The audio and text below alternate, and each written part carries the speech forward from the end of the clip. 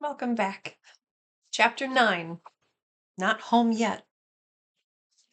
Once again, we had to unpack.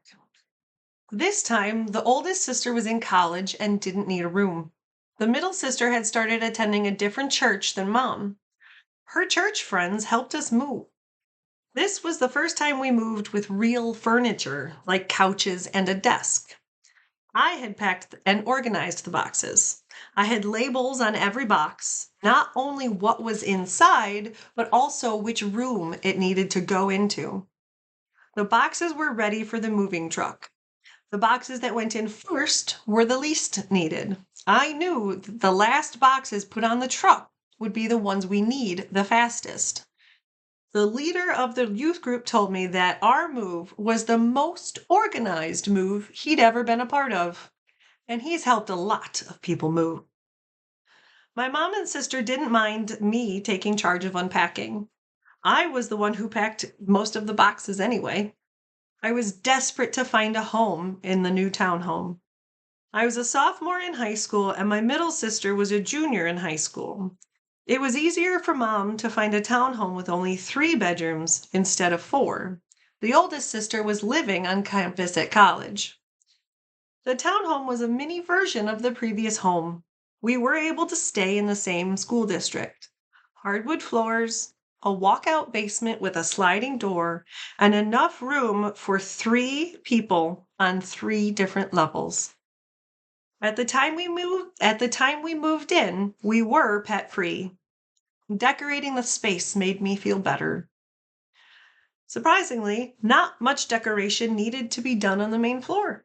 The walls were warm brown, and the kitchen with attached dining room was a soft shade of green. There was also a 1-story deck. Our backyard was small, but had an amazing view. A large water area with wonderful running path connected to our property. We didn't have to take care of the yard or bushes because we were in an association. Shoveling snow was taken care of for us. That was extra nice because we had a 2-car garage. We had less space, but enough to be comfortable in. Perhaps because of the townhome was a downgrade, or because my mom knew how difficult the move was for me emotionally, I got to choose a new bed. My beloved white daybed was too old to continue. Twin size to queen size is a large step up. I needed a new comforter and I searched for black.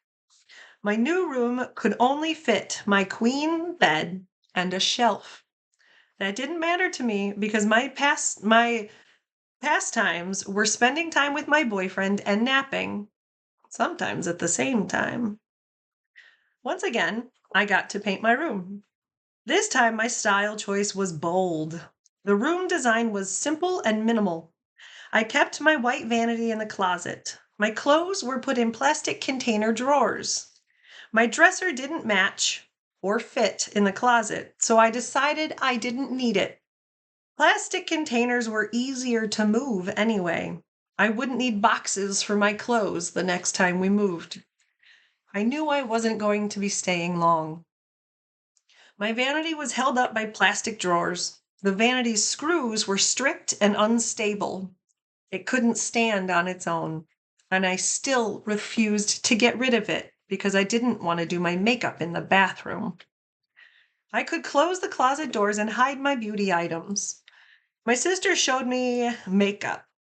She doesn't wear makeup, but I never went another day without it. I started curling my hair and trying to enjoy what I saw in the mirror.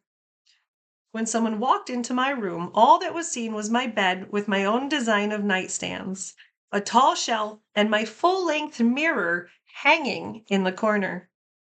I found 2 CD holders that were silver with 3 wooden shelves. Using fishing wire and large hooks, I hung a CD holder on each side of my bed. IKEA had lamps that fit perfectly on the top of each CD holder. The shelf held yearbooks and pictures. Printed and framed pictures were important to me. Over my bed, I had what I thought of as an artistic display of black and maroon picture frames of different sizes. Black, maroon, and silver was the color scheme I had chosen for my room. I painted the frame of my full-size mirror black. On the back, I attached little nails and hung the mirror from the ceiling with fish wire.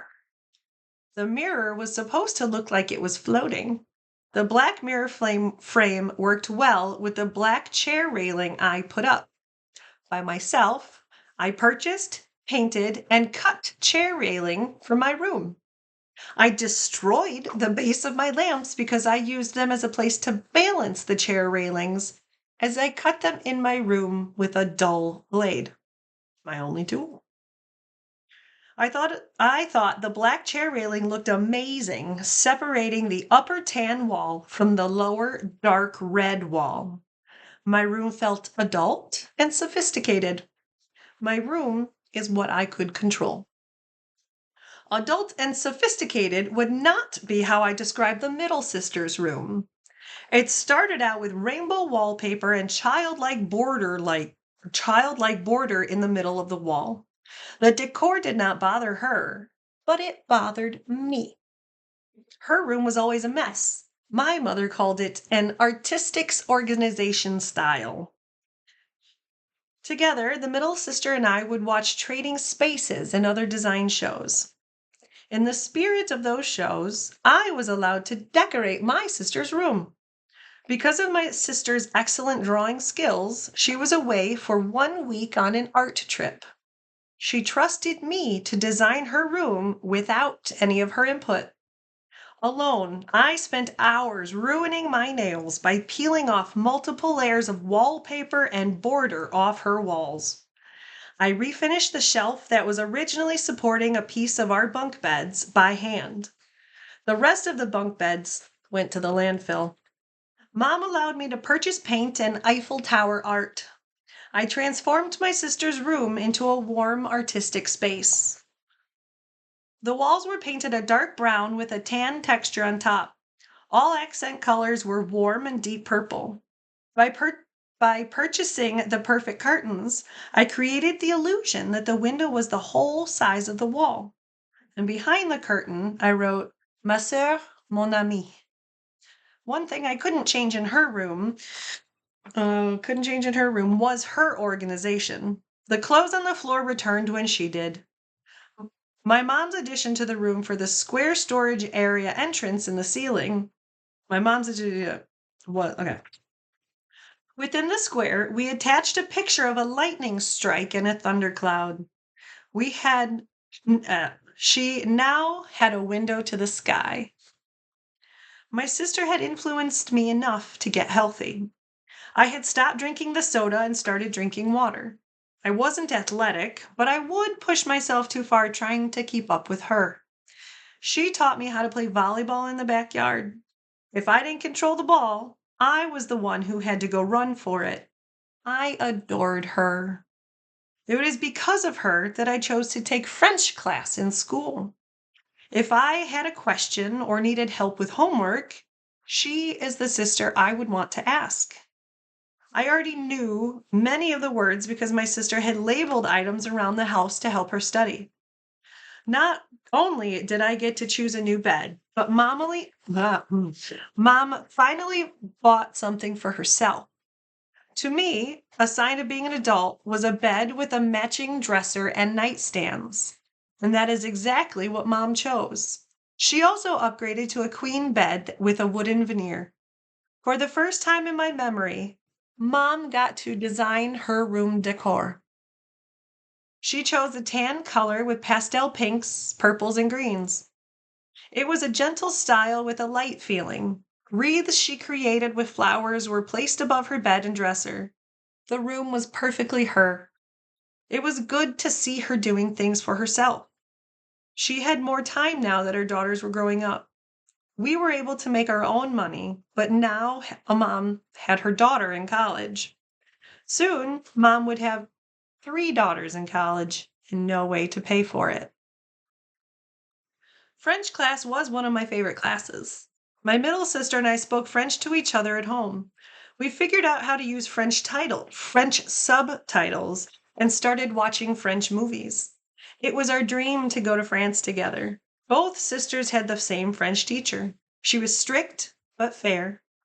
Students always knew what to expect of them and the consequences of not doing what she asked. The class didn't change much from freshman year to junior year.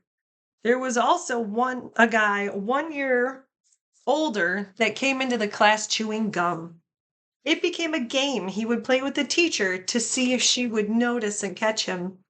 In frustration, the teacher would say, "Guillotine! Guillotine!" while making a cutting motion in her stretched out palm. For our class, we created a popsicle fence with pictures of our decapitated heads cut from the guillotine. The blonde band girl that jumped on my back was part of the fun in French class. She had taken our pictures, including the teacher's, and made a memory for our teacher to keep. When it was announced my only French teacher would not be teaching me my senior year, I picked advanced psychology class instead of French class. My middle sister was beautiful and adored by every single boy our age. My boyfriend's friends that didn't like me hanging around said, "Compared to her, Whitney is nothing." My boyfriend did not defend me, so I was broken, and I went home and I put acid on my ankle while I cried. Medication changes and youth retreats are not a good combination. There was a long weekend retreat for the youth I had signed up for months in advance. When I signed up, I didn't know that weekend I would be going through severe withdrawal from antidepressant medication. My body had to come off the previous medication completely before I could start taking medication that could hopefully stabilize my depression again. I spent the weekend sleeping in my coat and crying in my bed. If I made it out of my bed, I called my boyfriend for comfort. I was so emotionally moved by a sermon that I confessed to my middle sister my pain and that I had been hurting myself. My birthday is in the summer, so I had to wait that means like a transition. My birthday is in the summer, so I had to wait an extra semester to take driver's ed. I was desperate to drive myself. I begged my mom to pay for private driver's lessons, but we didn't have the money. The day my oldest sister got her driver's license was my birthday. Mom threw the keys to my sister with a to-do list. Driving meant freedom. Not many 16-year-old kids can say they've had a root canal and 4 wisdom teeth taken out. Being at the dentist was still a regular event. Having another cavity didn't surprise me or my mom. For one reason or the next, the appointment to fix the cavity was delayed. It was weeks before my mom was able to get an appointment for my cavity. With the amount of time that had passed, it was no surprise that my cavity had grown. I needed a root canal in 7th grade. After 3 years of braces, my mom was frustrated enough with the orthodontist to start taking me to a different doctor farther from home. A year and a half later, my braces finally came off. Luckily, I had my braces taken off by the time I started high school. Unavoidably, I had my impacted wisdom teeth taken out the same month driver's ed was offered. Before I could drive, I had 4 baby teeth, 4 canine teeth, and 4 impacted wisdom teeth removed.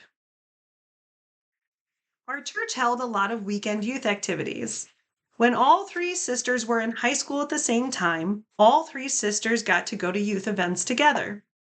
There was an adult chaperone that befriended my oldest sister first.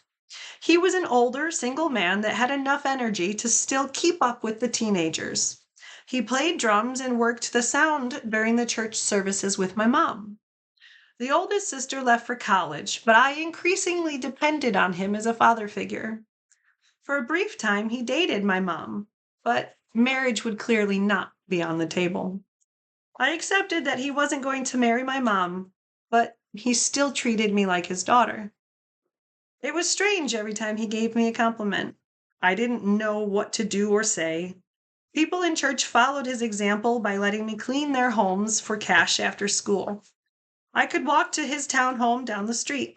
I could spend hours at his house alone, cleaning and listening to music and earning money for my class ring. For no reason other than love, I was being taken care of. High school meant that I could try different activities. I had my heart set on theater. I signed up for theater class and loved every minute. I wanted to be on stage. My school was performing The Hobbit.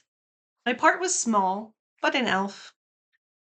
My dreams came true, but I wasn't prepared for the amount of work theater required. Practice after school was fun, and I got to know the other theater kids. One of my best friends from church was finally at the same school. Being on stage was exhilarating, but when it was done, I was exhausted. I slept for 3 days and missed my boyfriend because I hadn't had much free time. There were so many other kids more talented and confident than I could be. I was old enough to be driving, but we only had one car. The first daughter had taken our second car to college. To get a job, I needed a car. To get a car, I need a job. It is a vicious circle to start your independence. I needed money for things. I wanted a class ring, and I knew I couldn't ask my mother. Luckily, down the street, I had my adoptive dad. He trusted me enough that in order to purchase my car, he was my cosigner. He was helping provide for me when my mom could not. That car was my pride and joy. Weekly, I washed the car inside and out. Friends and I bonded while talking and washing the little red car. As soon as I had a car, I had a job. At 16, I worked all the hours I could. My routine was school, work, sleep, repeat. My job was at the mall. Our town home was less than a mile from the mall, so it was a very convenient location. Parking took longer than driving to get there. My mother worried about us when we drove. Cell phones had become more common, but still expensive. For our safety, she made cell phones a priority so we could call for help. They were flip phones and nothing special, but they made communication possible. The middle sister used either my car or my mom's car, depending on what was available. I only asked her to help pay for gas. I also expected her to keep my car clean. If I asked her to clean her things out of the car and she didn't, I left them on the driveway before I pulled away. I would call and tell her to get her things because I took my retail jobs very seriously. I needed my job. If I wasn't working or at home, I was at school. Even without weekend visitation, it was still rare if I made it 2 weeks in school without being absent once. I could be gone for a week or more, and it never became a problem. Each of my teachers knew that I would complete all of my missed work within 1 or 2 days of returning. My assignments were always on time and quality work. It was rare that I would get a low grade, so when I started to fail English class, my mom got concerned. I loved writing, so when my teacher was consistently giving me poor grades, I questioned why. My mom would proofread and grammar check my papers before I turned them in, so there is no way I could actually fail. When my papers came back covered in almost no red marks but a bad grade, my mother got upset. My high school knew my mother's voice and name because my mother was not afraid to use her voice to protect her children. When I was moved to a new English class, my grade point average no longer suffered. Just because I had moved houses didn't mean that my friends were going to stop coming over. Our townhouse became the place to hang out. Our mom made sure our house was a safe place for our friends. We knew many of our friends didn't have parents they could communicate effectively with. So, my mom tried to be a safe person for all our friends. It didn't matter that my mom was on the computer in the adjacent room. We joked and laughed like no one was listening. My mom accepted our friends and enjoyed knowing that we were safe at home. She could hear what we were talking about, and she knew we would talk to her when our friends went home. We had made we had made homemade caramel corn popcorn fights and pillow fights that required items to be taken off the shelves for safety. We filled the space with love and laughter. One night after my shift at the mall, I was sitting in my car, parked in the driveway, talking to my friend on the phone. Out of the corner of my eye, I see a little tail out of my passenger window. I quickly say, "Cat, gotta go!" And I hang up. There was a mixed color, short haired cat that was wandering across the street. Calmly, I approached the cat. She was small and dirty. I was shocked when the cat rolled over on the road and waited for me to pick her up. I didn't have to chase her, and it was very clear that she wanted love. We had no pets in the townhome, and I took the cat inside, gave it a bath, and made sure there were no fleas or any other ailments. My mom and sister were asleep while I fed the cat and made her a home in the garage. I put a note on the door so my sister wouldn't wake up and open the garage to go for a run. My intention was to help an animal that seemed to need love. Life was so crazy that I was aware Mom might not allow me to keep the cat. Our past history with cats was gross, and none of us wanted to repeat the past. I sat on my mom's bed as she was asleep and gently spoke to wake her up. I whispered, "There's a cat in the garage. I saved it, but we don't have to keep it." My words were acknowledged, so I went to bed. In the morning, I woke up to my mom on my bed, holding the cat, very smitten. Mom already loved this cat. My sister's name suggestion for the cat was Dirtbag. It was very clear how my sister felt about the animal in the townhouse. Trying to find the cat's name was trial and error. For days, Mom and I floated names around to fit the cat perfectly. Our new cat was a jumpy cat. If the toilet flushed, she ran. If there was a man in the house, she ran. It was not possible to be on the same stairs with the cat at the same time because she ran. Mom would be carrying laundry up and down the stairs while the cat would run in fear. Teasingly, my mom would say, "You're such a chicken." And eventually, the cat started to respond to chicken. We now had a cat named Chicken. We took her to the vet to make sure she was healthy, and the vet could not determine her age. There were no scars for being fixed, but Chicken never went into heat. Mom and I assumed that she had been abused before she found us. We thought about trying to find her previous owners, but we decided that she would be more loved and safer with us. When the oldest sister graduated high school, many pictures were taken with the three sisters. We paid for professional photos over the years as gifts for our mom. Printed pictures have always been valued in our house. We were marking a large change in our lives. It would be the last time we would live together. The future was unclear, so we took a lot of pictures to capture the moments before we said goodbye. Enjoying the less dramatic life without my older sister was nice. We had been getting along because we saw each other very little. She was in her freshman year of college. Her now fiance was at the same college.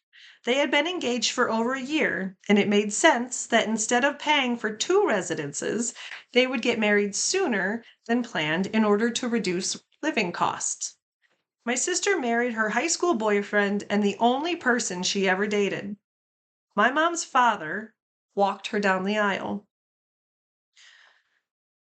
My date to my sister's wedding was the skater boy. We had been dating for over 2 years. My mind was made up that I was going to marry him. My dress was navy blue and the same dress I had worn to a previous school dance. My hair was up and my jewelry was dictated by my sister, the bride. During the day leading up to her wedding, we spent too much time together.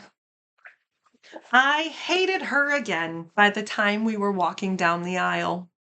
In rebellion, I wore my boyfriend's ball and chain necklace down the aisle. And in the ceremony. In order to keep a smile on my face as I was escorted down the aisle to my place near the altar, I repeated in my brain, "She's his problem now. She's his problem now." My necklace rebellion was stopped when she noticed my necklace before cake, but it lives on in pictures. There was no dancing and no drinking at their wedding because they had no money and were both under 21 years old. Most weddings I experienced were done at churches. I was determined my wedding would not be at a church. I wanted more in life. College and how to pay for my education was looming. ACT testing was important, and junior prom was coming up. I had been looking forward to going to prom. Both of my sisters had a magical night where they felt like a princess. My boyfriend didn't have a job, and I was paying for my car, so neither of us could pay for 2 prom tickets. My boyfriend's father refused to pay for his son's tickets if I was his guest. My boyfriend promised we would go senior year because our plan was to go together. Homeroom wasn't a regular routine. Mostly homeroom was used for standardized testings. Our classes were a mix of kids and their names, but homeroom was decided based on the alphabet. Homeroom introduced me to my high school nemesis. She was a band girl that had blonde hair. We both had high energy, so teachers confused us for each other often. We were in French class together, and it was because of her habit for jumping on my back while I was in the hallway that I learned the phrase, "Ne me touche pas, ne me touche pas," and "aide-moi." I would yell in French, "Don't touch me," or "help me." Everyone thought it was a joke, but I truly hated when she touched me. My favorite part about homeroom was the dude that sat next to me. Our last names were so European that we were always seated next to each other. I didn't recognize him, but he recognized me from 6th grade. Our last names had not changed since 6th grade, and no other kid with a weird enough name had ever moved to our area. I was too distracted to notice this boy in 6th grade, but he had noticed me. I have no memory of him in 6th grade, but he saw me and remembered me all these years later. It wasn't until junior year of high school that we became inseparable at school. My high school boyfriend had a German girlfriend. She was an exchange student that was 1 year older. She was a senior just like my sister. In fact, my sister and my best friend's girlfriends were friends. When we hung out at home, it was awkward because friends felt like they had to choose between me and my sister. I had grown apart from my middle sister. It upset her to find out that I had been having sex with my boyfriend. After a fight with my boyfriend, my sister was being kind and took all the pictures of him away so I didn't have to see him. Her idea was to replace each picture of the boy breaking my heart with a picture that would make me happier.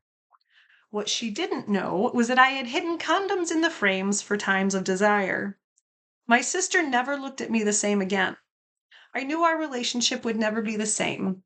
She knew I had been lying to her. I had to confess to my mom that I had been unpure in God's eyes. We were still very involved in church, so I knew I had messed up and had to confess to my mom before my sister told my mom. My mom wasn't surprised and already knew, but I was more afraid of my sister finding out the truth than my mom. When the oldest daughter graduated high school, our father was there. When the middle school daughter graduated high school, our father was there. When the third daughter graduated high school, he was not there. I kept my father away from my life, but he never stopped trying. I didn't make being a father easy to me. Being a father to me easy for him. My best friend from church would pass me in the halls like a stranger as I cried to my boyfriend week after week. Oh, the dad things out of order. Uh, His friends would cruelly prank call me because they didn't like how I prevented my boyfriend from making stupid decisions around them. Staying with me meant growing up, and he was torn between loving me and a lot of people around him who hated me. I expected when I left for college he would come with me. I expected him to protect me, but he failed. I planned a college visit for my boyfriend and I to go together. After many hours of discussion and conversation, I thought we had both chosen a college we wanted to go to together. We would build a life together away from his family's influence. He would get to make his own decisions. The day we were to leave, I find out I'm going to the college visitation by myself. He decided he's not going to the school, and it's clear his father will not let him leave. On my way to the school that was 4 hours away, I spent the night at a friend's house in Springfield. It was a 2.5 hour drive from home, almost halfway to the college tour. After phone calls and texts and tears, my boyfriend arrived at my friend's apartment late in the night. We went to sleep that night together. I assumed he was coming with me in the morning to see the beginning of our future together. I was ready to be done with high school. I woke up and he was gone. No note. He got back home before his father knew he had left. Soon, senior year was consumed with grief and crying. I could not escape the life I had created with my ex-boyfriend. Memories haunted me everywhere. I sat alone at lunch and avoided seeing him and his friends. When we spoke, I always had more hope than I should have. I felt like a yo-yo. He kept me close enough to know I was still interested, but if I got too close, he did something dramatic to hurt me and thrust me away.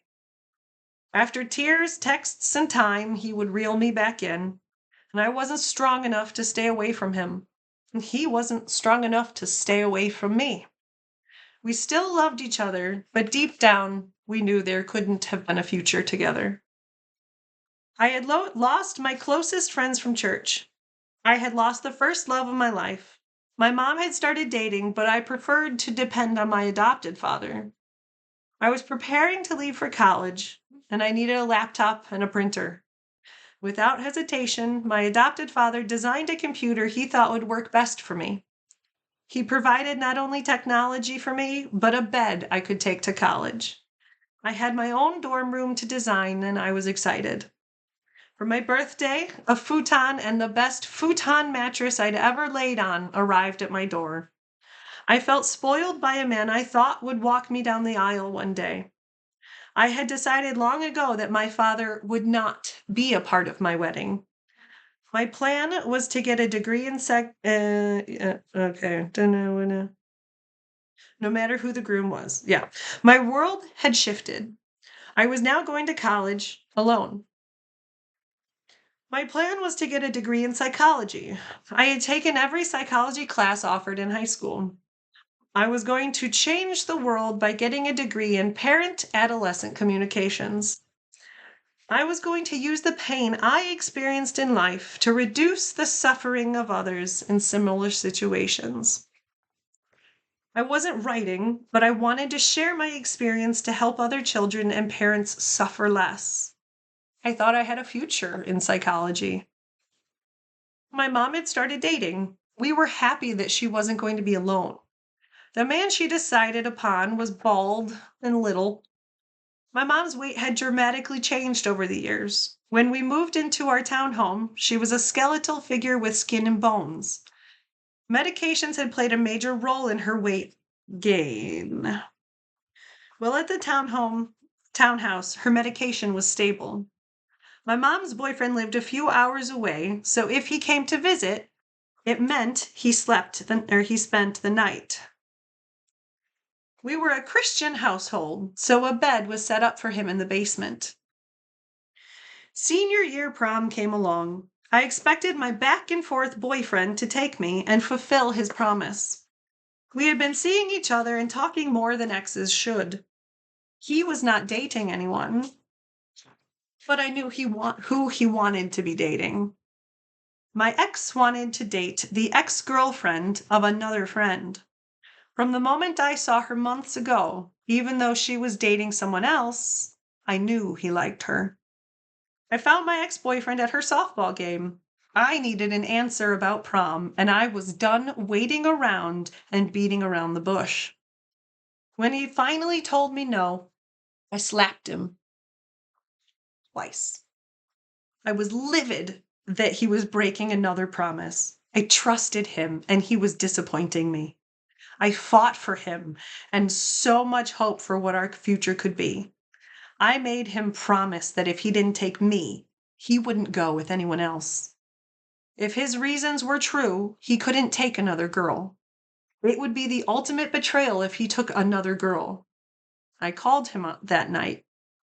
He did not betray me.